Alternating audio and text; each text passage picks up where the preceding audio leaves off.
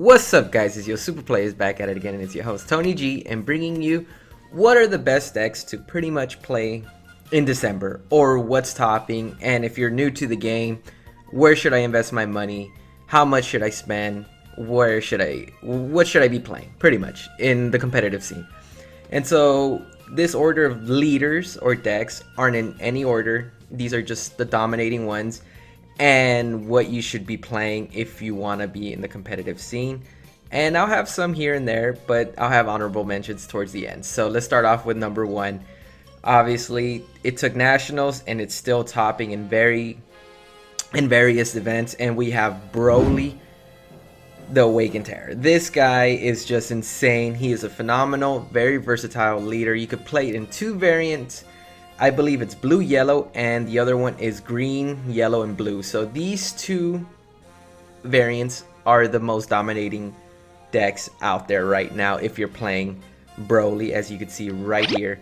And it's just such a versatile leader. I remember when SS3 wasn't banned yet, it was one of the best leaders out there as well, because you could modify it into so many different colors. You could have red, blue, yellow, blue. And so we're starting to see that trend with Broly just dominating and being able to be just as versatile. Moving on to the next one, it's going to be Baby, the starter deck one. It's just such a great leader. The fact that this guy could pretty much all these leaders have a really good trend of being able to self-awaken, which is pretty sick. And so we have Baby just by itself. You don't have to buy the entire Baby package with Super Baby 1, I believe, the Parasitic Menace.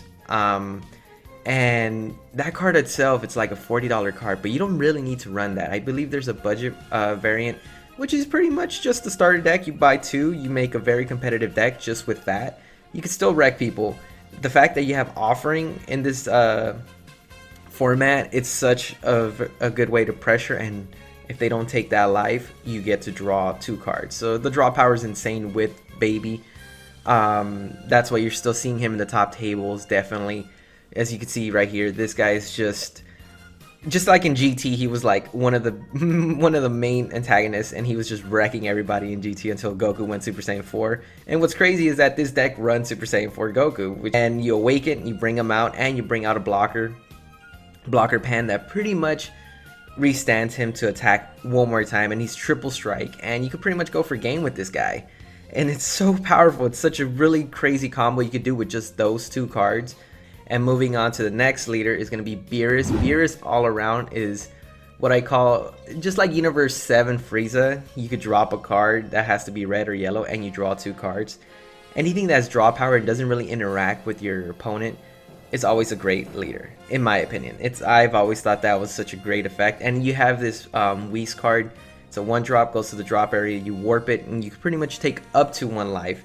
So you take one, and then you don't have to interact with your opponent to pretty much self-awaken, which is such a crazy ability. I wish Universe 7 Frieza had that ability, where it had an extra battle card that could take a life when you need it. I remember I used to run Bardock, the Progenitor, and it got banned because it was such a broken card. But moving on to the next leader, it's going to be Janemba.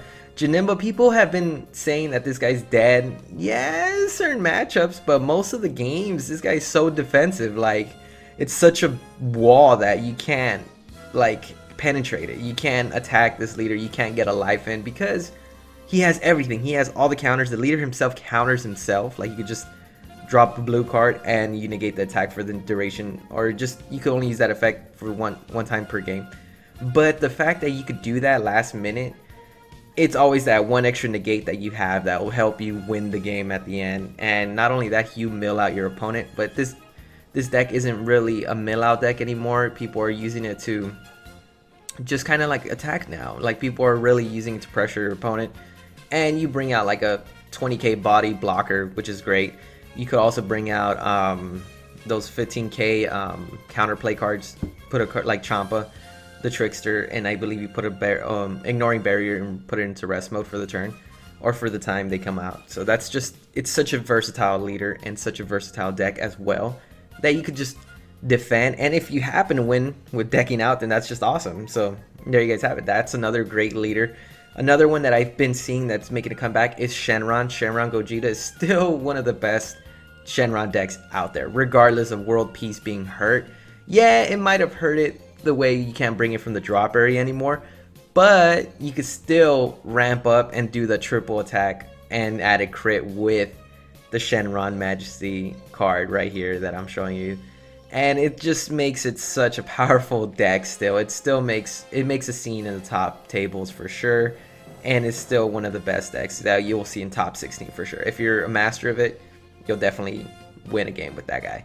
So moving on to the next one is Hatchiyak. Hatchiyak is such a crazy leader that your opponent can't even attack you. It's like a built-in Nimbus, so you can only attack once. If it's not 8 or more, or 7 or more or something like that, your opponent can't pretty much attack you. And it's just constant pressure that you can't afford to, like, you could defend and you pretty much bring out your boss monster that runs in that deck, and you'll pretty much you'll get game, but the games will drag on if you have that leader.